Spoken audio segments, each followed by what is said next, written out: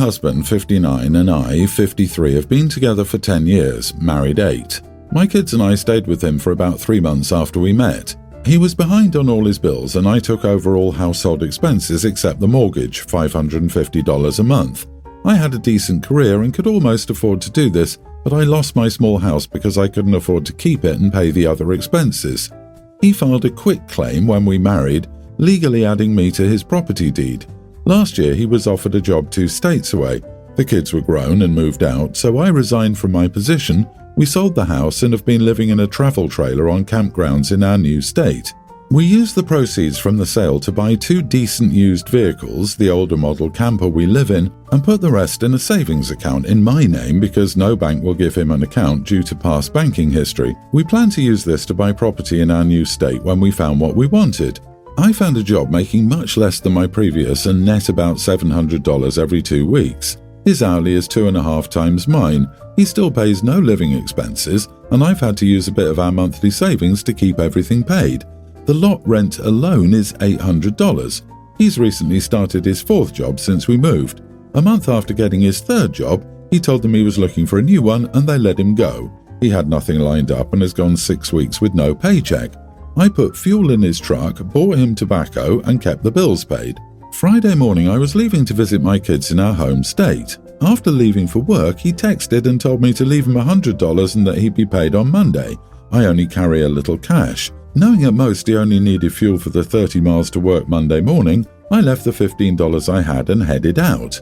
About halfway there, I got another text message that said they were holding his first check and I needed to give him $500 for the week. He got very angry when I didn't turn around and go back to give him the cash I didn't have, and he told me to stay the heck up there. When I got to our home state, I sent him $175 of the $200 in my checking account via Western Union because it was an instant transfer versus 3 or 4 days from a bank account. He called and cussed me out, saying it wasn't enough to get him through the week, even though he's only working 3 days due to a holiday. He again demanded I send him $500. I said $190 should be plenty for fuel, and he again told me not to bother coming back. He said that since I blew $500 over Labor Day for my share of airfare, hotel and rental car to travel with my 2 oldest children, 32 and 30, to attend the unexpected funeral of their father, I owe him that much from savings. Am I the idiot for refusing to send him more than he could need, and almost as much as I bring home in 2 weeks, knowing he isn't paying any bills? Honey, your husband has told you to stay away and I think you should listen to him. Even though he's financially abusive, in telling you to stay away from him, he is giving you sound advice. You need to take control of your own life immediately. Not the idiot for not sending money. You will be if you go back. Do exactly what your husband told you to and stay away. It's his attempt to make her panic and get her back under his control. Unfortunately, I think it's going to work and her life will go on this way, and she will be an old lady with nothing because she gave it all to this tyrant. This dude sounds like a total loser. He can't manage his finances, his history is so bad that he can't even get a bank account, and he can't keep a job. OP, he said it to keep you feeling guilty so you feel like you owe him all this, but I think he won't expect you to take his stay there command seriously. And please, for your happiness and good, take it seriously. I think it is indeed the best choice to stay away from him. This financial abuse will end now, and it's not easy at all leaving a situation like this, but try to, OP. Get your career back on track and use your share of the house sale to get a home wherever works best for you and cut this loser loose. You gave up everything to be with this sponge to the detriment of your family. I hope you realize that one day soon. My wife, 29, and I, 30 male, held a gender reveal for our first child yesterday. It was my wife's idea since she, her parents, and others wanted to know the gender. I don't care what gender is as long as it's healthy. My mother-in-law and father-in-law wanted it to be a boy because they always wanted a son but had 2 daughters instead. My wife also wanted it to be a boy, but only because of her parents. She didn't care much either way. It was a small gathering with just a few friends and close family members. After it was revealed that the baby was a girl, my mother-in-law walked away and got very upset, and my father-in-law looked disappointed. After around 10 minutes, I went into the garden to see my mother-in-law crying. I asked her what was wrong, and she said that she really wanted a grandson. I told her I was sorry she was disappointed, but it didn't matter that much, and she got annoyed at me. At this point, my father-in-law had joined us and heard what I said to her. He told me that I should be sad too, since I wouldn't be able to teach the baby about cars. I'm a mechanic, and I joked a few times about getting the baby to follow in my footsteps. I told him she might be interested in cars when she's older, so I don't understand how that's relevant. They were saying many things about what they can't do now because she's a girl, like taking her to sports games and teaching her about sports. They said that I'll be missing out on giving a son the talk and girls. I don't really care that much about that, but what if the baby likes girls? So their argument is pretty weak. They said a few other things about why they wanted her to be a boy, but I just walked away and returned inside.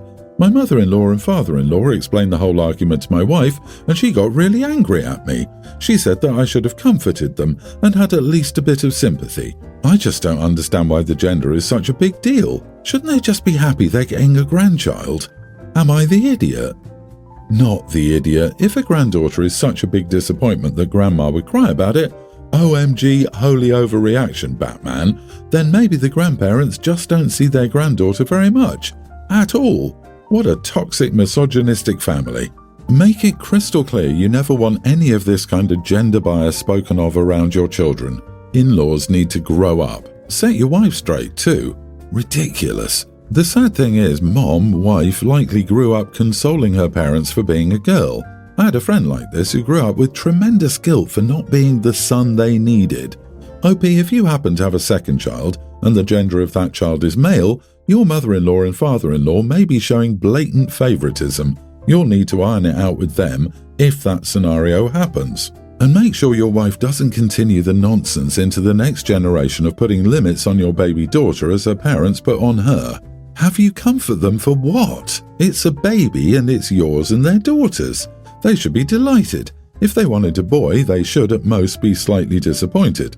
They're instead assigning gender roles and moaning because girls can't do X, girls can't do Y, etc. They don't deserve comfort or sympathy for placing imaginary limits on your daughter. This implies they did the same to your wife. Seriously, there are so many flags in that family. My 35 male sister died 3 weeks ago. My wife had only met her once since she lived pretty far away, and every time I went to see her, my wife didn't come. My dad told me that she died and told me when her funeral was. I travelled down for the funeral, and I told my wife I was going to see my sister, which wasn't really a lie. A few days after I got back home, my brother called my wife and told her to check up on me since I hadn't been answering his calls and texts. I guess she asked why he was so worried, and my brother told her about my sister dying.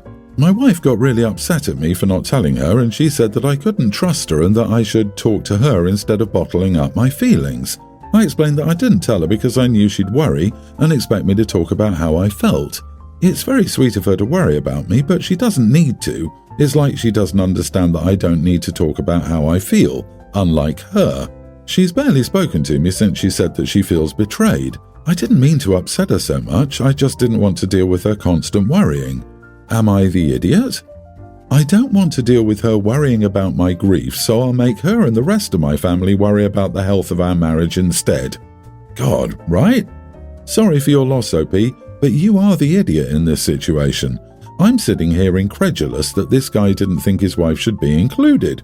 What the heck? All I can assume is that they have an awful marriage. Why else wouldn't you exclude your spouse from a significant life event like this? By trying to avoid the situation, OP has created a new one, and worse. You can try to bury a bomb, but it will still explode. Dude, how could you not tell your wife something as important as, my sister died? You got the news, made travel plans, travelled, went to a funeral, came home, and at no time told your spouse that a member of your immediate family passed away. Whether you were close to your sister or not, that's a significant thing to deal with without sharing it with your spouse.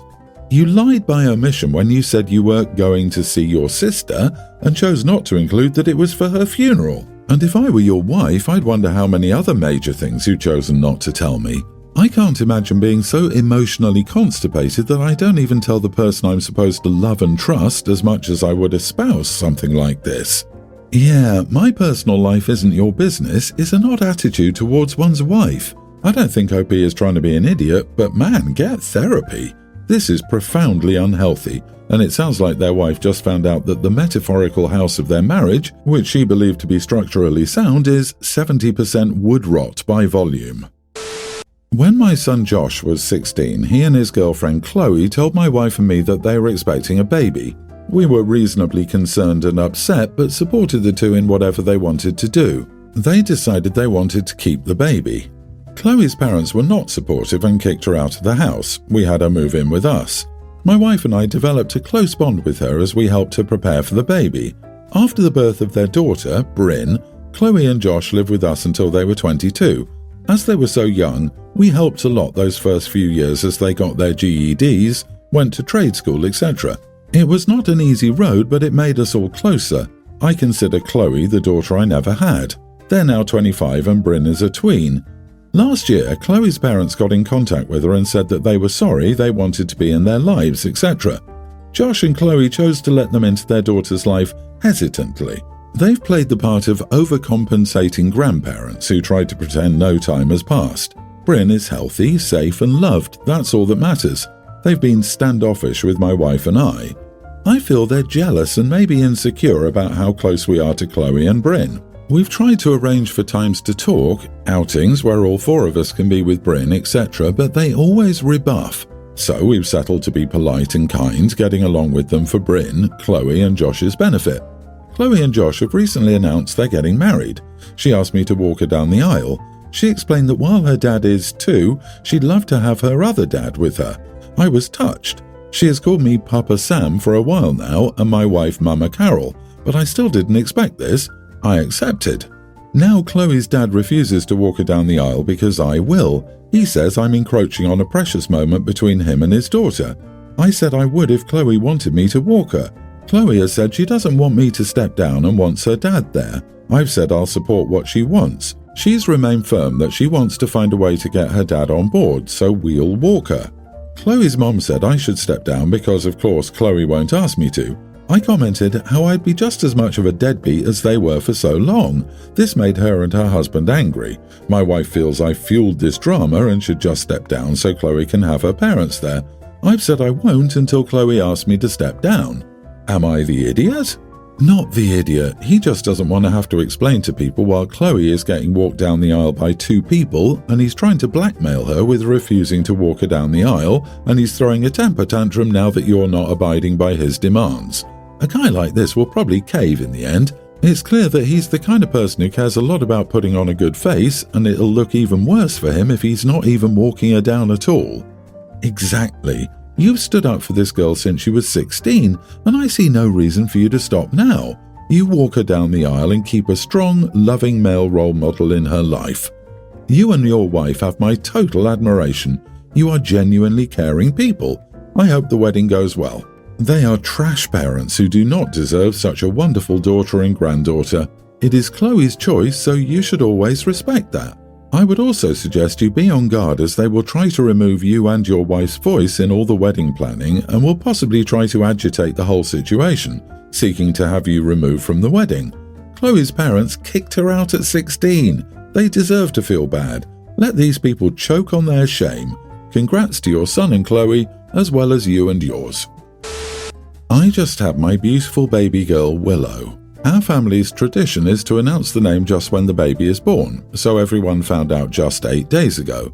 I believe Willow is such a beautiful name and so is my partner, but we got very mixed reactions from our families. Some people liked it as well, but so many people say I just as well could have named my baby Tree and it would have been the same.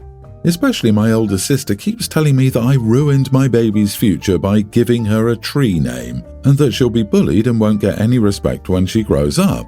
I feel incredibly guilty. Will this name have these ramifications? Am I the idiot? Edit, she has twins called Rosalie and Annalie. Oh, I knew she was the type to name their kids with the dreaded Lee or Lynn at the end of all the names. That's the real tragedy. Willow is a beautiful name. It's not a decision some of your family get to make. Maybe politely suggest that when they have their children, they can call them what they want.